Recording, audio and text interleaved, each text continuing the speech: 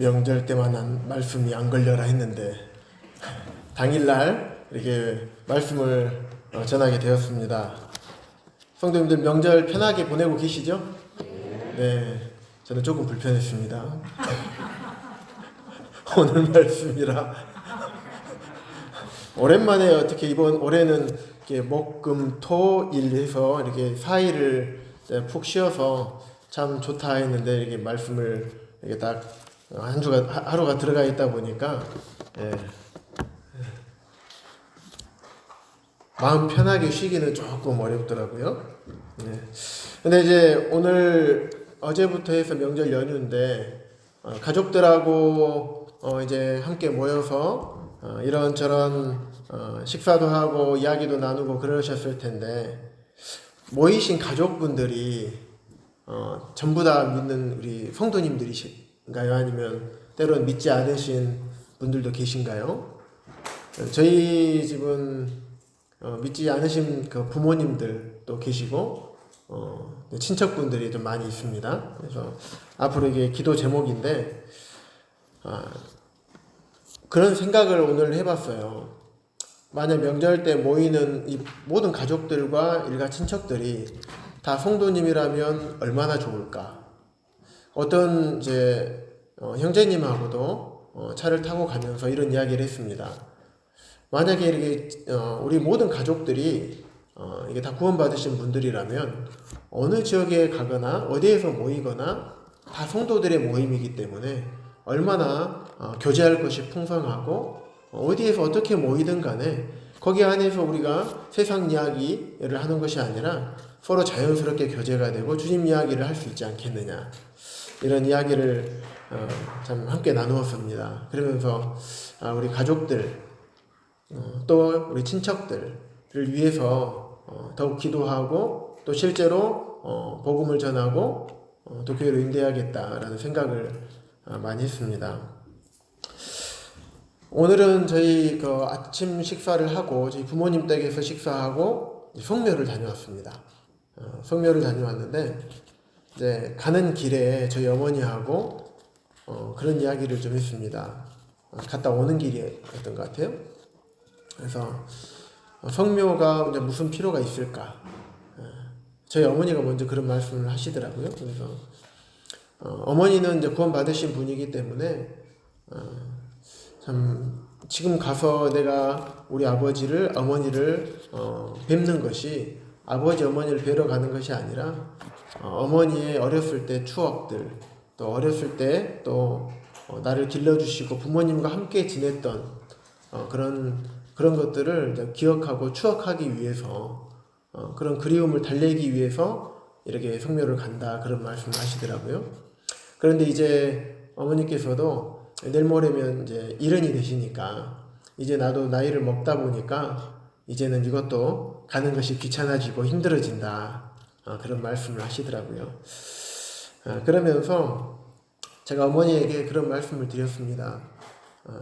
우리 그리스도인의 죽음이라는 것은 이 세상에서 죽고 끝나서 망하는 것이 아니라 천국의 소망이 있기 때문에 어머니, 우리가 죽는 장례식이나 이런 것들은 정말 슬픈 것이 아니고 비록 이 땅에서 보지 못하는 육신적인 그리움과 슬픔이 있지만 우리 그리스도인들에게는 앞으로 다시 만날 소망이기 때문에 얼마나 좋지 않겠냐.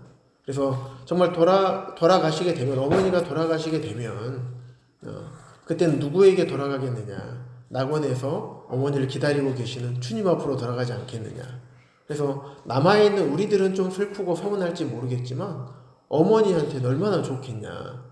아픔도 없고 고통도 없고 이 세상에 근심 걱정 없이 주님 품 안에서 안식하고 계시는데 어머니는 얼마나 좋으시겠냐.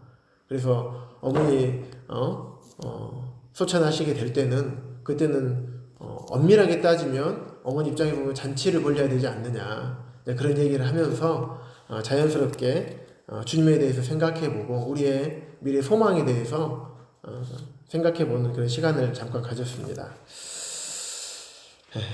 오늘 말씀은 지금 지난달에 제가 서로에 대한 말씀을 이제 전했습니다. 지난달에는 서로 사랑하라.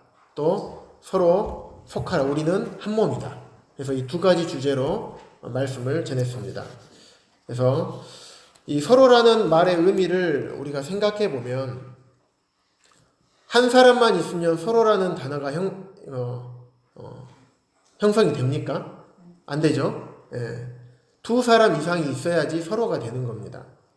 그래서 서로라는 단어는 하나님의 교회 안에서 매우 중요한 단어인 것이죠. 우리를 구원시키시고 홀로 내어버려 두시고 혼자서 주님을 섬기라고 내어두신 것이 아니라 교회로 모이게 하셔서 교회가 한 몸으로서 서로 성도들 간에 원만한 관계와 또 사랑의 관계로서 주님께서 우리에게 맡겨주신 일들을 해나가는 것이 교회잖아요.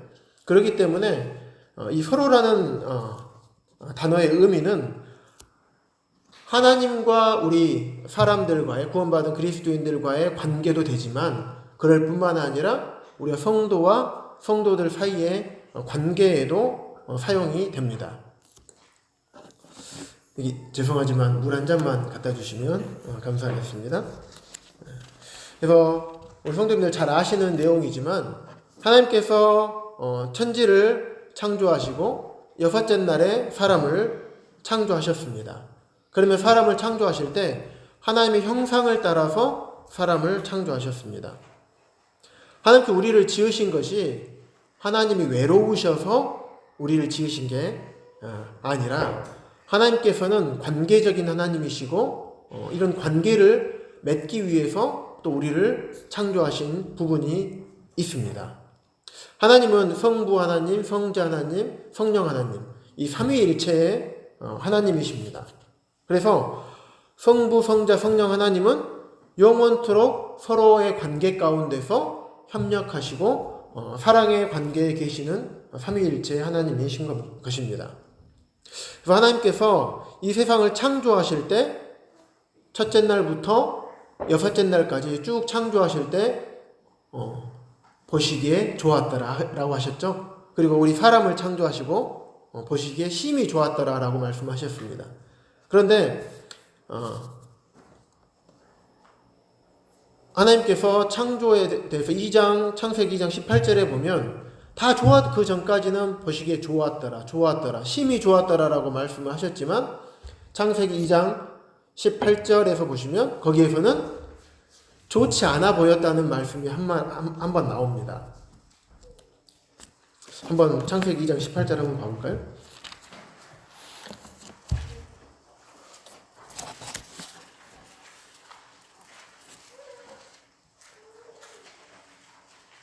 이 장 18절 보시면 여호와 하나님이 이르시되 사람이 혼자 사는 것이 좋지 아니하니 내가 그를 위하여 돕는 배필을 지으리라 하시니라.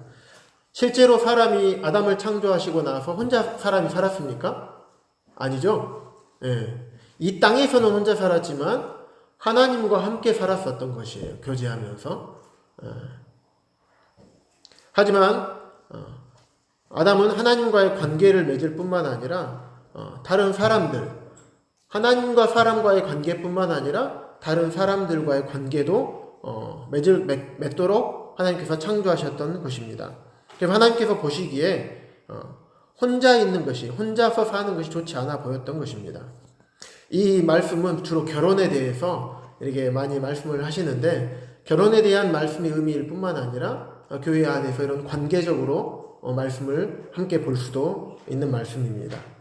그래서 우리 사람은 다른 사람들과의 관계 가운데서 살아갑니다. 우리 그리스도인들도 마찬가지입니다. 그리고 왜냐하면 사람은 그렇게 창조가 되었습니다. 그래서 반드시 다른 사람들과 관계를 맺어가면서 살도록 창조가 되었습니다. 관계를 맺지 못하는 사람들은 어디에서 우리가 많이 볼 수 있나요? 사람들과 관계 맺지 못하는 사람들, 혼자 있는 사람들. 네. 매스컴에서 많이 볼 수 있습니다. 정신병원에서 많이 볼 수 있고요.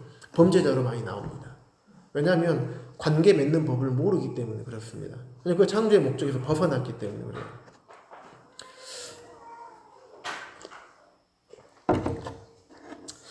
때로 어떤 분들은 우리 그리스도인들은 하나님과의 관계만 잘 되면 모든 게 다 잘 된다 라고 말씀하시고 생각하시는 분들도 계실지 모르겠지만 성경은, 하나님의 말씀은 그렇게 말씀하고 계시지 않습니다. 우리는 하나님을 사랑할 뿐만 아니라 사람들을, 성도들을 서로 사랑하도록 지음을 받은 것입니다. 그래서 둘 다가 굉장히 중요한 것입니다. 최근에 이원정 선생님께서도 이 관계의 중요성에 대해서 이렇게 말씀을 해주고 계시는데요. 이 마귀는 이 관계를, 성도들과의 관계뿐만 아니라 또 하나님과 우리 사람들과의, 성도들과의 관계를 파괴시키는 것이 마귀의 목적입니다. 그래서 하나님과의 관계를 파괴가 되고 그렇게 되면 사람들과의 관계도 깨지게 되는 것입니다. 하지만 하나님께서는 이런 관계의 하나님이시기 때문에 우리와 하나님과의 관계를 깨지기 원치 않으시고 또 우리와 또 그리스도인들끼리 서로 관계가 깨어지지 않도록 원하십니다. 그러기 위해서 죄로 인해서 하나님과의 관계가 깨어지고 죄로 인해서 사람들과의 관계가 깨어지게 되었는데 이것을 회복시키기 위해서 이 땅에 사람의 몸을 입고 이 땅에 오셨던 것입니다. 근데 때로는 우리가 관계에 대한 개념을 좀 이게 너무 인간적으로 세상적인 그 개념으로 잡을 때가 있어요. 그래서 예를 들면 내가 저 사람하고 관계를 잘 맺기 위해서 뭐 그냥 친절하게만 대하고 공손하게 대하고 뭐 이렇게만 하면 되겠지, 이런 생각을 할 수가 있는데 성경적인 관점에서 보았을 때는 관계를 규정하는 것이 그렇게 관계를 규정하고 있지 않습니다. 마태복음 22장 말씀 한번 함께 보도록 하겠습니다. 마태복음 22장 34절부터 40절까지입니다.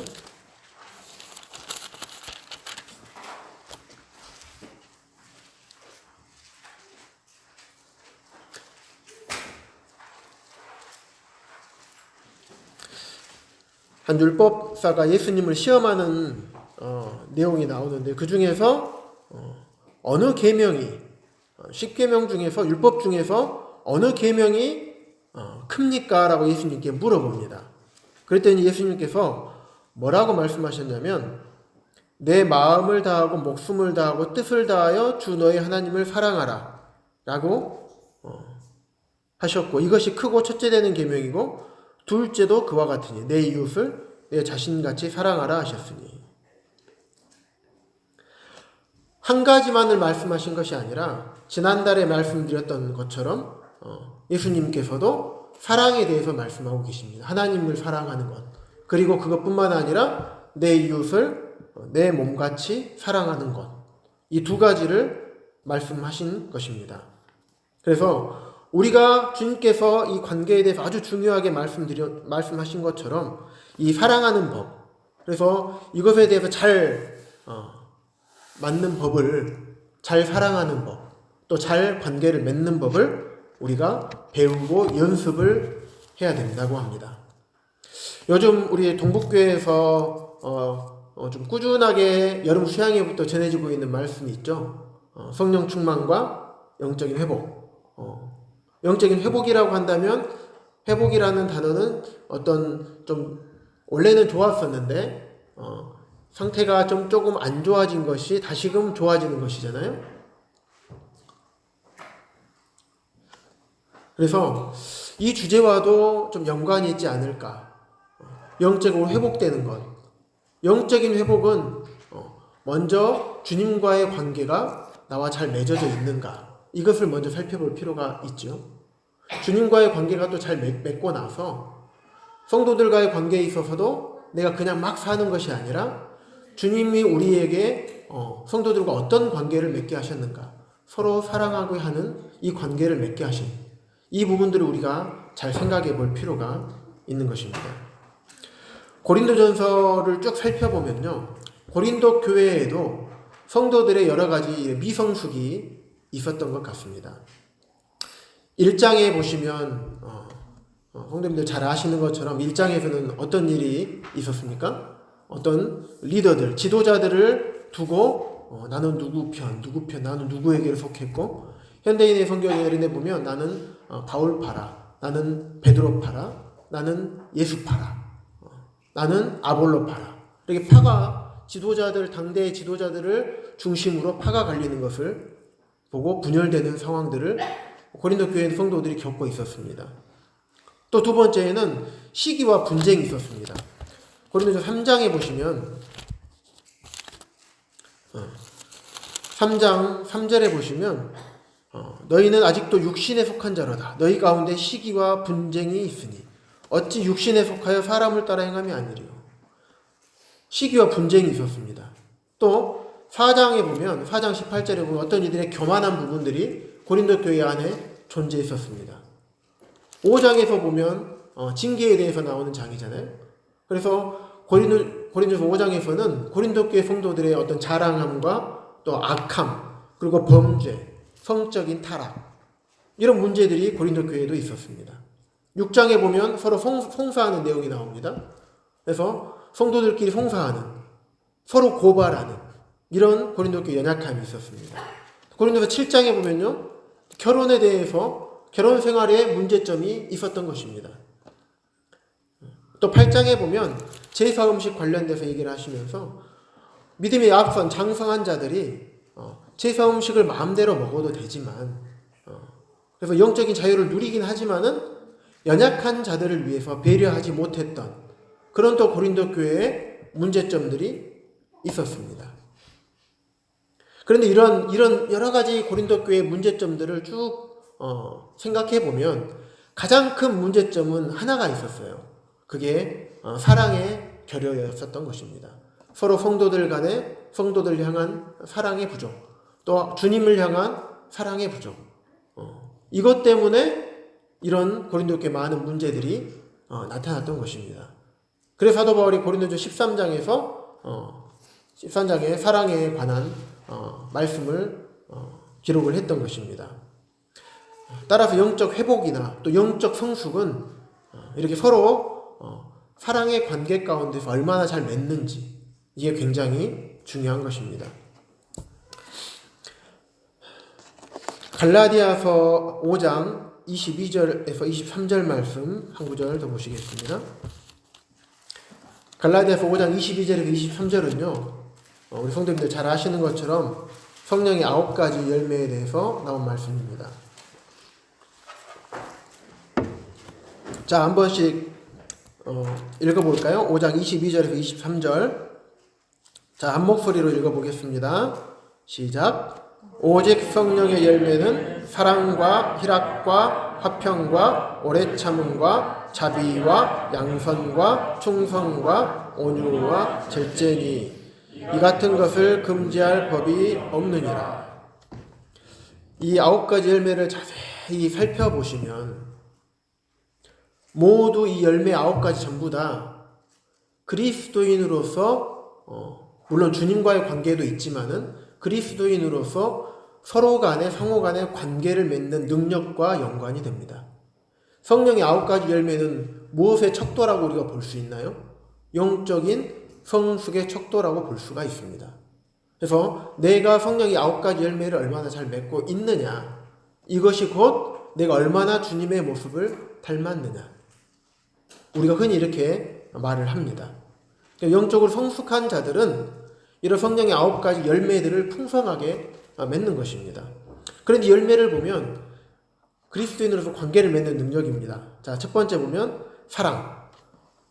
물론 하나님을 기본적으로 사랑해야 되겠죠. 하지만 우리는 관계, 성도들과의 관계적으로 말씀을 살펴보면 사람을 사랑하는 것, 성도들을 사랑하는 것입니다. 희락, 성도들과 함께 기뻐하는 것. 화평, 서로의 허물을 지적하거나 드러내는 것이 아니라 서로의 허물을 넘기고 서로 다투지 않고 은혜롭게 이해해주면서 대함으로 인해서 성도들 간에 다툼이나 나눔이 일어나는 것이 아니라 서로 간의 화평이 일어나는 것입니다. 그 때로는 어떤 부분에 대해서 내가 참지 못하는 것이 아니라 오래 참았을 때, 이 오래 참음이 나타났을 때 교회 안에서 사랑이 넘치게 되는 것입니다. 자비, 다른 사람들에게 친절하고 자비를 베푸는 것. 양선, 다른 사람을 대할 때 선량하고 또 오래 참고 충성되게 서로 섬기고 충성되게 섬기고 온유하고 절제하는 것. 갈라디아서 5장의 말씀 22절에서 23절 말씀이 이렇게 관계에 대한 말씀이며 또 이 성령의 열매가 잘 맺힌 자들은 이런 관계를 잘 맺는 것입니다. 그래서 이런 이유 때문에 관계가 굉장히 중요하다라고 생각이 됩니다. 그래서 이 부분에 대해서 쭉 말씀을 나누고 있는 것입니다. 이제 본론으로 들어가겠습니다. 이번에는 세 번째입니다. 지난번에 두 가지 제가 말씀을 드렸습니다. 서로 사랑하라.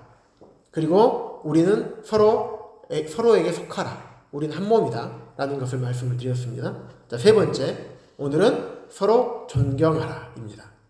로마서 12장 말씀 보겠습니다.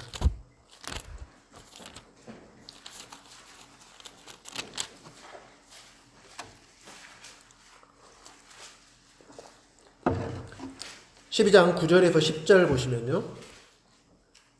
사랑에는 거짓이 없나니 악을 미워하고 선에 속하라. 형제를 사랑하여 서로 우애하고 존경하기를 서로 먼저 하며. 이거를 10절에 있는 것을 제가 세 번역으로 찾아봤더니 이렇게 나와 있어요. 형제의 사랑으로 서로 다정하게 대하며 존경하기를 서로 먼저 하십시오. 예, 우리 성도님들끼리 서로 대할 때 이렇게 서로 다정하게 대하고 계십니까? 예, 아니면 때로는 속에서 이렇게 그럴 때가 있죠. 의견이 좀 맞지 않거나 그러다 보면 막 속에서 막 이만한 것들이 막 나와가지고 서로 마음에 상처도 주고 이럴 때가 혹시 있습니까? 예. 근데 이게 보면 형제를 사랑하고 또 사랑으로 서로 다정하게 한쪽만 서로 다정하게 하는 게 아니라 서로 다정하게 대하라고 합니다. 그리고 존경하기를 서로 먼저 하라고 합니다. 그래서 존경한다는 뜻이 무엇일까? 존경. 빌립보서 2장 3절의 말씀이 우리 생각나죠? 빌립보서 2장 3절. 나보다 남을 낮게 여기는 마음. 형제님이 저보다 훨씬 나으십니다. 저는 형제님보다 항상 부족합니다. 저는 자매님보다 부족합니다. 자매님이 저보다 훨씬 뛰어나십니다. 훌륭하십니다. 말로 하는 게 아니고 말로 할 뿐만 아니라 마음으로 마음 깊숙한 우리 마음 가운데에서 정말로 그 성도님을 향한 존경의 마음, 나보다 그 성도님을 낮게 여기는 그런 마음을 여기서 말씀하고 있는 것입니다. 내가 높아지고 내가 두드러지고 내가 존경받고 싶고 내가 드러나고 싶고 이게 아니고 나는 없고 나는 죽고 저 성도님이 형제님이 자매님이 드러나게 하는 것. 다시 말하면 내가 존중받고 존경받을 권리를 포기하고 이것을 온전히 그 성도님에게 양도해 주는 것. 근데 우리가 성도 이게요, 참으로 이게 쉽지 않은 것 같아요. 저도 이 부분이 참 많이 연약해가지고 잘 안 되는데, 우리가 보면 아무리 구원받은 지 얼마 안 되신 분이라고 하더라도 참 우리가 그 성도님에게 배울 점이 있습니다. 왜냐하면 우리 모두는 다 연약한 자들이고 연약한 부분이 다 있기 때문에 우리가 마음과 생각을 조금만 바꾸면 아무리 연약한 성도님이라 할지라도 또 아무리 연약한 청년 학생들이라 할지라도 우리가 그 안에서 배울 것이 있는 것입니다. 배울 것이 있다는 얘기는 나보다 더 잘하는 게 있다는 얘기입니다. 그렇기 때문에 내가 더 잘하는 게 많을지라도 항상 내가 겸손하게 다른 성도님을 더 존중하는 마음을 갖고 그 성도님을 대한다면, 그 형제님과 자매님을 대한다면 분명히 그 안에서 나의 마음은 형식상 이렇게 예의상 막 이렇게 하는 것이 아니라 정말 진심으로 내가 그 성도님에게 배울 게 있다라고 여겨지는 낮은 자세와 낮은 마음으로 다가간다면 분명히 그 성도님도 그 부분을 알게 될 것입니다. 그것이 진정으로 존경하는 것이 아닌가. 정말 이게 존경을 하려면 어떻게 해야 될까? 많이 생각을 하면서 참 주님이 떠오르더라고요. 주님께서 어떻게 하셨는가? 섬김을 받기 위해서, 존경을 받기 위해서 이 땅에 오셨는가? 아니면 우리를 섬기려 오셨는가? 나와 주님의 관계는 어떠한 관계였던가? 참 형편없는 이 존재를 위해서 주님께서 나를 섬겨주시기 위해서 이 땅에 오신 주님. 참 그 주님의 마음을 생각해 보면서 내가 이 주님의 마음을 잊어버리고 살았구나. 그러다 보니까 내가 어떤 부분에서 잘 알고 있고 무언가를 잘한다고 생각을 하면 다른 성도님들을 존중하지 못하는 거예요. 왜냐하면 이미 한번 접고 들어가요, 이렇게. 나는 이 분야는 더 많이 알아 하고 접고 들어가다 보니까 이게 잘 안 되더라고요. 근데 내가 어떠한 자였는지를 생각을 해보면 내가 교만한 자구나. 내가 저 성도님, 저 형제님과 자매님을 통해서 분명히 주님께서 나에게 여러 가지를 말씀하시고 또 배울 거리를 주셨고 또 서로 존경하기를 먼저 하라고 했는데 나는 그러지 못했구나. 이런 생각들을 참 많이 좀 하게 됐습니다. 그래서 참으로 다른 성도님들을 존경할 수 있는 것, 말씀에 있는 것처럼 존경하기를 서로 먼저 할 수 있는 것은 내 마음 바탕에 교만의 마음이 아니라 정말 참된 겸손의 마음이 있을 때, 그런 주님의 마음을 닮았을 때 참 이렇게 서로 존경하기를 먼저 할 수 있지 않는가, 이런 생각을 해보게 됐습니다. 우리 사람들은 그런 것 같아요. 진짜로 존경하는 마음이 있거나 그러면 진짜 내가 존경합니다 말을 하지 않아도 그냥 드러나게 돼요. 그런데 진짜로 존경하는 마음 없이 그러는 척 하는 것은 정말 금방 드러나는 것 같아요. 사랑도 마찬가지인 것 같습니다. 사랑한다고 말은 하는데 말 자체가 정말 그 뉘앙스 안에 정말 그 사랑하는 마음과 또 얼굴의 표정과 이 모든 것들이 이렇게 담겨져서 하지 않으면 정말 그 사랑은 전달이 되지 않는 것 같습니다. 이런 우리에게 이런 교만의 마음과 어떤 예의상 하는 이런 마음들, 거칠해적인 이런 태도들은 정말 사단이 우리에게 주는, 정말 하나님과의 관계를 깨뜨려 버렸던 이 사단이 우리에게 주는 그런 마음이 아닌가 생각을 하게 됩니다. 그래서 로마서 12장 9절에 10절에 있는 것처럼 정말 형제를 사랑하여 서로 우애하고 존경하기를 서로 먼저 하는 것이 주님께서 우리에게 바라시는 것이 아닌가 생각을 해봅니다. 자, 두 번째는요, 서로 나누라입니다. 서로 나눈다는 것은 서로 공급하는 겁니다. 로마서 12장 그대로 놔두시고요. 13절 보시면 성도들의 쓸 것을 공급하며, 쓸 것을 공급하라고 합니다. 어떤 분은 재산이 좀 많이 있고 또 어떤 직장이나 어떤 사업을 통해서 때로는 많은 다른 성도들보다 많은 물질을 취하는 성도님이 취하고 계시고 그런 일을 갖고 계시는 분이 계십니다. 하지만 때로는 주님께서 그런 물질에 대해 허락하지 않으셔서 물질이 좀 부족하게 지내는 성도님들이 계실 수가 있습니다. 때로는 풍성하게 사시다가 여러 가지 어려움들로 인해서 가정이 힘들어지고 경제적으로 힘들어지는 성도님들도 계십니다. 그러다 보면 자녀들의 학비 문제나 병원비, 또 자녀들을 키우다 보면 여러 가지 물질이 필요한 것이 엄청 많습니다. 또 때로는 교회에서 여러 가지 일들을 담당하시는 성도님들께서 때로는 선교를 위해서 또 선교지에 복음을 전하기 위해서 그런 것에 방문을 하실 때 교회가 이런 부분들에 대해서 다 공급하지 못한다면 또 우리 성도들이 또 그런 부분들을 공급해야 될 의무가 우리에게 있는 것입니다. 성도들의 쓸 것을 공급하는 것. 한쪽이 많은 사람이 물질이 많은 분이 적은 분에게 공급하는 것. 이것이 아닙니다. 저 이것을 말하고자 하는 것이 아닙니다. 그러면 이 서로라는 관계가 형성이 되지가 않습니다.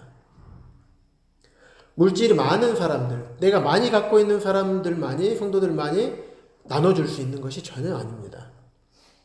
최근에요, 어제인가요? 저희가 지난주에 우리 노성도인들을 위해서 60세 이상인가요? 이게 성도인들에게 자매회에서 참기름하고 들기름 한 병을 준비해가지고 선물로 드렸습니다. 그런데 지난주 주일날 청소하고 막 이렇게 뭐 여러 가지 정리하느라고 다 못 드렸어요. 그래서 이제 뭐 어제랑 해서 이렇게 며칠 한 이틀에 걸쳐서 일일이 다 찾아뵙고 이제 선물을 드렸습니다. 그런데 모침 성함을 제가 말씀을 드리겠습니다. 이게 안 계셔서 김일수 모치님 댁에 방문을 했습니다. 혼자 계시더라고요.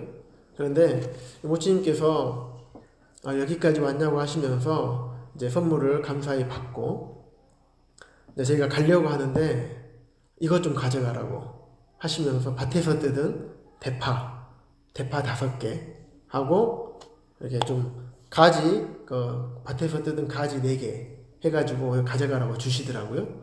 근데 마치 저희 자매가 애찬을 하는데 이번 주에 대파가 없었어요. 그러니까 주님께서 그렇게 해서 성도들의 손길을 통해서 이렇게 공급을 하시더라고요. 그러니까 모친이 물질이 많이 없으셔도 내가 가지고 있는 것으로 성도들을 섬기기를 원하셨던 것이에요. 안영렬 부치님도 성도님들에게 무엇으로 섬기십니까? 물질이 많이 없으셔도 화분, 집에 있는 화분 하나씩 이렇게 해서 성도님들을 예쁘게 꾸미셔가지고 하나씩 주세요. 그 부치님 댁에 가보면 베란다에 화분이 엄청 많이 있거든요. 그래서 애수고리 키우셔가지고 이게 화분을 나눠서 이렇게 해서 주시기도 하고 그러시더라고요. 그러니까 많이 가지고 있다 그래서 나누는 것이 아니라 적게 가지고 있더라도 그 작은 것들을 성도들에게 공급했을 때 그 공급을 받는 성도들에게는 큰 기쁨과 감사가 있는 것 같습니다. 저희 집에 이제 햇빛이 그렇게 많이 안 들어와서 1층이다 보니까 화분이 많이 안 갖다 놨었어요. 근데 부치님께서 화분을 주셔서 그래도 햇빛이 들어온 곳에 놔뒀더니 또 잘 자라고 있더라고요. 그래서 녹색 식물이 많이 없었는데 이번에 부치님으로부터 그런 섬김을 받음으로 집에 녹색들이 좀 많이 생겼습니다. 그래서 많이 있다고 해서 꼭 많이 있는 분들이 없는 좀 적은 분들에게 주는 것, 이것이 꼭 이런 성도들이 쓸 것을 공급하는 것만은 아닌 것 같습니다. 그리고 또한 많이 우리가 갖고 계시는 분들 입장에서는 또 그렇습니다. 주님께서 우리에게 물질을 주신 목적이 무엇이냐? 우리만 잘 먹고 잘 살라고 물질을 주시지 않으셨잖아요. 우리가 쓸 것을 쓰도록 하셨지만 그것뿐만 아니라 하나님의 일을 하는 자들을 돕고 연약하고 물질이 필요한 자들에게 이 물질을 공급하고 또 내가 가지고 있는 조금 큰 집이 있다고 한다면 성도들을 초청해서 많은 성도들을 초청해서 함께 식사를 나누고 또 나그네를 대접하고 또 좋은 차나 큰 차가 있으면 그 차들로 성도들을 섬기고 또 많은 물질이 있으면 교회에 필요가 보이고 기도 제목이 나오면 거기에서 주님께 헌신하고 드리는 것, 이름으로 통해서 헌금함을 통해서 이렇게 아름답게 쓰여졌을 때 그것이 성도들에게 공급되는 것. 이렇게 우리에게 주님께서 물질을 사용하라고 우리에게 물질을 주셨지 않았을까 이런 생각이 듭니다. 사도행전 2장에 보시면 2장 43절 한번 봐볼까요?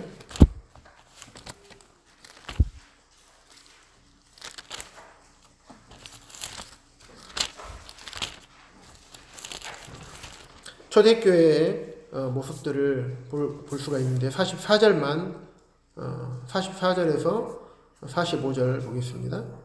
믿는 사람이 다 함께 해서 모든 물건을 서로 통용하고 또 재산과 소유를 팔아 각 사람의 필요를 따라 나눠주며 성도들이 서로 물건을 통용하고 재산과 소유를 팔아서 각 사람의 필요에 따라서 나눠주는 것. 이게 주님의 사랑을 깨달은 우리 성도들의 모습이 아닌가.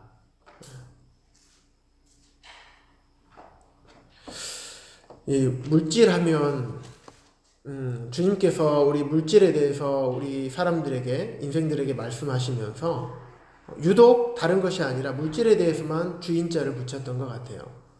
그래서 하나님과 재물을 겸하여 섬길 수가 없느니라. 두 주인에 대해서 말씀하시면서 그런 말씀을 하셨습니다. 물질이 왜 이렇게 어려울까? 왜 두 주인 중에 하나로 표현을 하셨을까?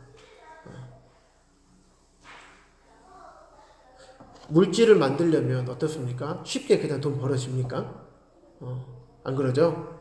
내 많은 시간과 노력과 헌신이 필요합니다. 수고하고 애쓰는 것이 필요합니다. 그러다 보면 여기 물질에 애착이 가게 되고 이 물질을 함부로 사용하기가 쉽지 않은 것 같습니다. 물론 요즘 TV나 매스컴을 통해서 보면 그 사람들은 돈 버는 목적이 좀 다른 것 같아요. 재벌 2세들이나 연예인들 보면 참 왜 이 사람들이 돈을 그렇게 돈에 욕심을 낼까 하고 뒤에 면모들을 살펴보면 모든 분들이 그렇지 않지만 매스컴에 나오는 분들을 보면 그런 것 같아요. 결국에는 마약, 쾌락, 도박 이 세 가지더라고요. 이 세 가지 때문에 돈을 벌려고 그래서 그렇게 불법적으로 돈을 모으는 거예요. 이 세 가지 즐기기 위해서. 결국에는 범죄자가 되는 겁니다. 중독자가 되는 거예요. 도박 중독자, 마약 중독자. 결국에는 그렇게 되는 거예요. 사람들은 근데 그게 물질을 추구하는 것이 그런 길인 줄 모르면서 마치 불나방이 저기 가면 죽는 걸 알면서도 그 불빛을 쫓아서 들어가다가 죽는 것처럼 사람들은 몰라요. 근데 주님은 아시기 때문에 하나님과 재물을 겸하여 섬길 수 없다라고 말씀하신 것 같습니다. 근데 그만큼 물질을요, 우리가 딱 생각하면 벌써 돈이 나에게 물질이 얼마가 주어진다면 하면 괜히 기분이 좋잖아요. 이거 가지고 뭐 할까? 괜히 이상한 기분이 좋아요. 어디 나에게 돈이 막 생기면. 참 사단은 이런 거 가지고 우리들을 미혹하는 것 같습니다. 근데 우리 주님께서는 어떻습니까? 아무것도 모든 것을 소유하신 분이시지만 이 땅에 계실 때 아무것도 소유하지 않으셨고 머리 둘 곳조차 없다고 말씀하셨고 이 땅에 오셔서 아무것도 취하지 아니하시고 아무것도 취하지 아니할 뿐만 아니라 오히려 죄인들인 우리들에게 자신의 생명까지 아낌없이 다 드리고 가신 분이 이 주님이십니다. 참 우리가 물질에 대해서 생각을 하면서 성도들에게 내가 가지고 있는 것들을 가지고 어떻게 나눌 수 있는지, 주님은 우리에게 어떠한 것을 나눠주셨는지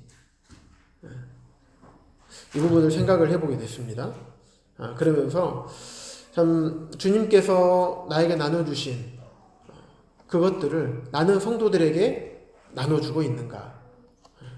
주님께서 과연 우리들에게 바라시는 것이 무엇일까?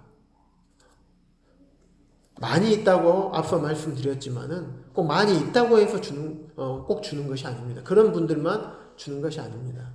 내가 없을 때에도 분명히 줄 수 있는 게 있습니다. 하지만 마음이 없기 때문에 그걸 드리지 못하는 거거든요. 성도들의 필요를 공급하는 것.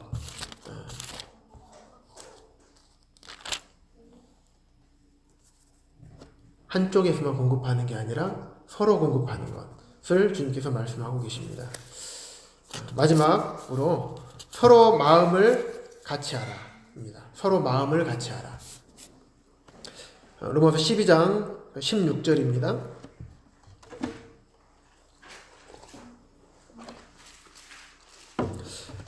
마음을 같이 하라. 16절 읽어보면요. 서로 마음을 같이 하며 높은데 마음을 두지 말고 도리어 낮은데 처하며 스스로 지혜 있는 채 하지 말라. 마음을 같이 하는 것. 왜 마음을 같이 하라고 하셨을까요? 성도님들, 로마서 12장 16절에서 왜 서로 마음을 같이 해라 라고 했을까요? 마음을 같이 하기가 어렵기 때문에, 같이 안 하니까. 같이 잘 할 것 같으면 이런 말씀 굳이 할 필요 없지 않겠습니까? 마음을 같이 하지 못하기 때문에 우리에게 이런 말씀을 해주시는 것 같습니다. 저만 더운가요? 이게 좀 공기가 더운 것 같습니다. 그래서 마음을 같이 한다는 의미, 이게 뭘까요? 성도들마다 신앙의 경륜과 연륜이 다릅니다. 또 성도들의 나이나 이런 것들이 다 다르고요. 지금까지 경험했던 분야나 이런 부분들이 다 다릅니다. 많이 다양한 경험과 영적인 성숙도와 다양한 또 살아온 환경이 다른 이런 많은 성도님들이 모인 곳이 교회입니다. 그렇기 때문에 지식의 차이가 있을 거고 경험의 차이, 또 어떤 일을 바라보는 시각의 차이가 분명히 있습니다. 주님께서 이 차이가 있는 것을 아십니다. 그렇기 때문에 이 시각을, 이 경험의 차이를, 이런 지식의 차이를 하나로 만들어라 라고 하는 것이 아니라, 이게 비록 다를지라도 서로 마음을 같이 해라. 마음이 나뉘어지지 않도록 다르지만 하나로 모아서 해라 라고 말씀을 하고 있는 것 같습니다. 그래서 마음이 우리가 나뉘어져 있으면 어떻습니까? 평안이 있습니까? 평안이 깨집니다. 마음이 나뉘어져 있으면 어떻게 힘을 쓸 수 있습니까? 없습니다. 망하더라도요, 부부가 마음이 하나가 딱 돼버리면 어떻습니까? 비타 갖고 다시 일어설 수 있습니다. 하지만 사업에 실패하고 망했지만 망한 상태에서 부부가 마음이 하나가 안 되면요, 부부도 깨지고 양쪽 남편과 아내 전부 다 진짜 망하는 것입니다. 하지만 부부가 딱 마음이 하나로 뭉쳐져 있으면 절대 망하지 않습니다. 다시 일어설 수 있는 힘이 생기는 거예요. 줄다리기, 지난번 예전에 저희 지민이 초등학교 이제 학부모 운동회 할 때 학부모가 같이 갑니다. 그런데 이렇게 앞에서요, 이렇게 줄다리기 하잖아요, 마지막에. 그러면 앞에서 이렇게 응원해주는 구호를 외치는 사람들이 있습니다. 그런데 처음에는 이 구호를 외치는 분이 안 계셨어요. 그러니까 줄을 당기는데 마음이 같이 당길 때 같이 당겨주고, 이렇게 쉬었다가 당기고 쉬었다가 당기고 놓았다가 당기고 이렇게 해야 되는데, 마음이 같이 안 되다 보니까 이게 다 각자인 거예요. 각자. 이분은 놨는데 이건 당기고 있고. 그러니까 어떻습니까? 저쪽은 응원하는 게 있어요. 자, 그래, 당기세요 이렇게 있는데 여기는 없어요. 그러니까 줄줄줄줄 끌려갑니다. 그래서 어떤 한 그 아버님이 나오셔가지고 응원단장이 되셨어요. 그래서 이거 페트병 2개 가지고 박자 맞춰서 당기라고 했는데 그냥 쭉 끌려왔어요. 깜짝 놀라. 하나가 돼서 일을 한다는 것이 이런 파워가 있구나. 교회 안에서도 이런 여러 가지 차이가 있지만은, 이게 마음을 그 차이들을 하나로 딱 만들어서 끌어모았을 때 교회 안에서 큰 힘을 발휘할 수 있는 것입니다.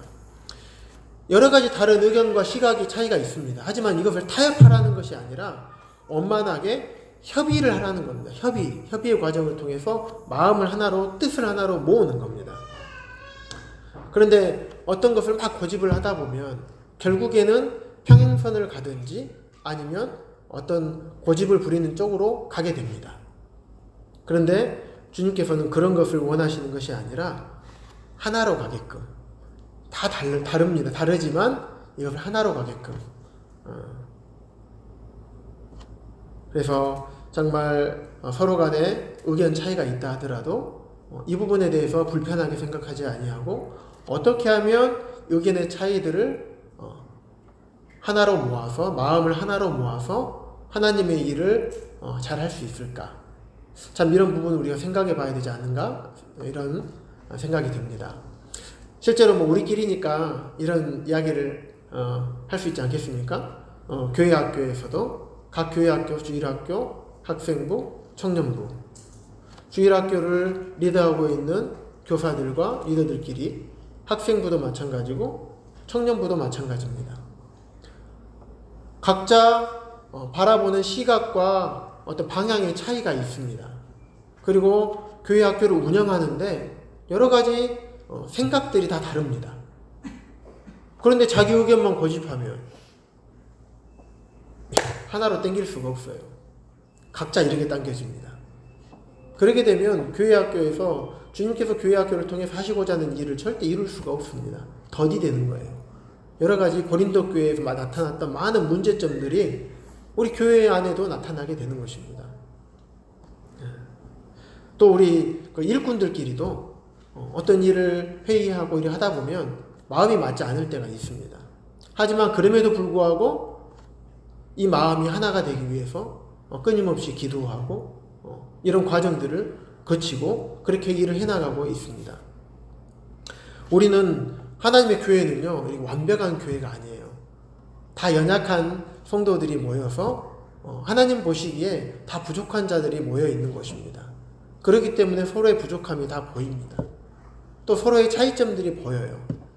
그런데 그것을 이렇게 들추어내는 것이 아니라 그것들을 서로 감춰주고 서로 덮어주고 나와 생각이 다르다고 하더라도 또 바라보는 시각의 차이가 있고 신앙 연륜의 차이가 있고 영적인 성숙도의 차이가 있고 일하는 방법의 차이가 있을지라도 이런 부분들을 서로 원만한 협의를 통해서 주님께서 우리에게 서로 마음을 같이 하라라고 하셨던 것처럼 이런 차이가 있음에도 불구하고 마음을 하나로 모아서 어떤 일을 해나갔을 때 거기에 진짜 힘이 있고 능력이 있고 그 가운데서 주님께서 원만하게 역사하시지 않을까 이런 생각을 하게 됩니다.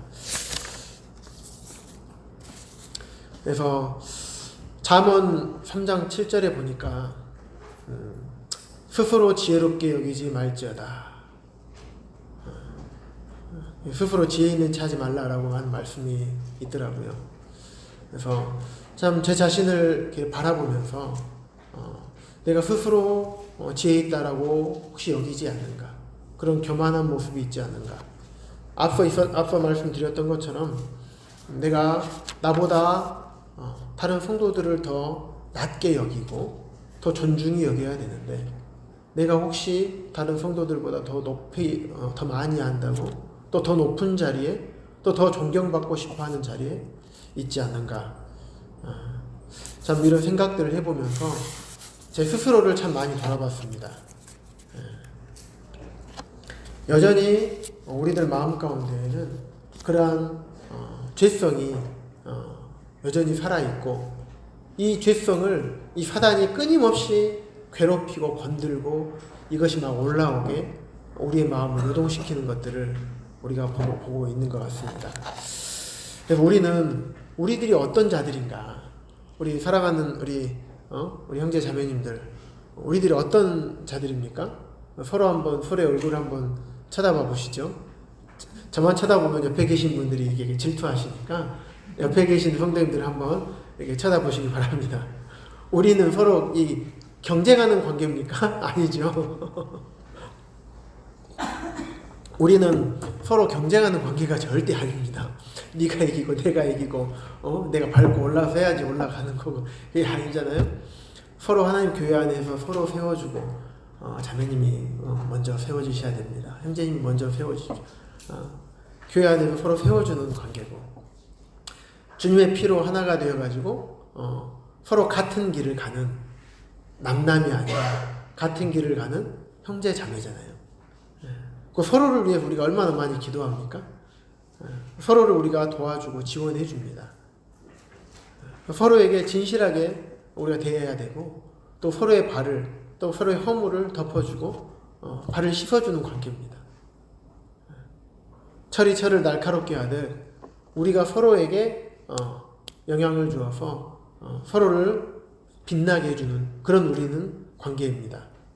그리고 우리는 줄다리기 할 때 다른 편에 서서 한 줄을 당기는 것이 아니라 우리 같은 편이에요. 아군끼리 싸우면 안 돼요. 그래서 같은 편이기 때문에 같은 편에 서가지고 있는 한 편입니다. 그래서 참 우리가 어떤 사람들인가 이 서로에 대한 이런 말씀을 쭉 살펴보면서 우리는 그런 자들인 것 같습니다. 서로 위해주고 서로 존경하고 서로 마음을 같이 하고 또 서로에게 공급하고 이것이 우리들의 관계가 아닌가 이런 생각을 해봤습니다. 앞으로 또 기회가 주어진다면 계속적으로 이 부분에 대해서 함께 나누기를 원하는 마음이 있습니다. 오늘 말씀은 여기까지 하고 마치겠습니다.